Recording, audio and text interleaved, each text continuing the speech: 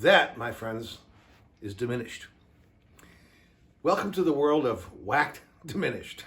I always just call it whacked to all my students and everybody over the years, because it is kind of whacked. It's very cool. One of the coolest altered scales you can use over chords to go outside a little bit and use them as stepping stones from chord to chord. But it's just I refer to it as whacked because diminished is so saturated over the fretboard, and it's the same thing over and over. So I just want to break it down real simple for you today. We're just going to talk about a simple arpeggio, the diminished arpeggio, and then from there we will carry on and I'll use them in examples over chords and the different types of chords that you can substitute these diminished arpeggios and scales, which we'll be getting into as well. So, but just to break down the usage of using these over a dominant seventh chord as an example, what we would do is the process is this: to play a diminished diminished arpeggio over a dominant seventh chord. We're going to take like the A7 for an example. What do you do to alter this chord to be able to want to play or use the diminished arpeggio? Well, you start on a half step up from the root note always, and that's the process. And what you do from there, you're going to now play notes that are going to be a minor third away from each other. Every 3 frets, or some people will call 3 frets span or 4 frets. Either way you want to do it.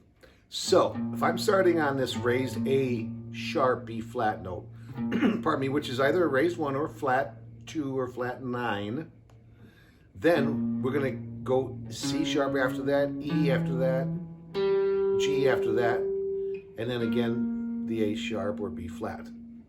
And you say to yourself, well, wait a minute, if I start on A and play the A7th arpeggios, 1, 3, 5, 7, C sharp, E, G, like I said just a second ago, but if you raise the 1 and go 3, 5, 7, it automatically turns into diminished.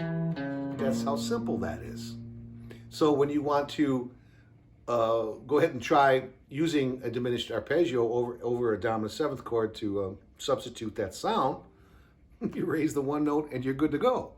So in essence, it's just all an A7 chord. It keeps the 3rd, the 5th, and the 7th in the chord, but you're going to raise the 1, and that's why it becomes diminished. That's how simple it is. So if you think of it in that sense, then from there it gets a little whacked, because you can say to yourself, whatever string you're starting on, all you need to do is go up a minor third,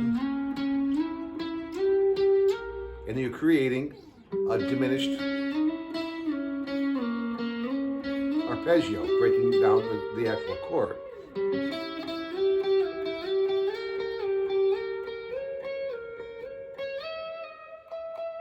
But we can use creativity and do some cool little bends and runs as we move on with all these. But for now, just get familiar with that pattern of raised 1, pardon me, keeping the 3rd, the 5th, and the 7th in the dominant 7th chord. So try that all over the fretboard on different letter names. Get used to seeing that. Get that pattern just flowing, because that pattern, like I said, it becomes so repetitious.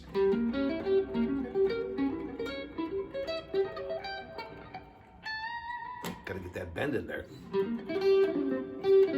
So anyway, you can see what I'm exemplifying here. So just take your time, go to different chords and do the same thing.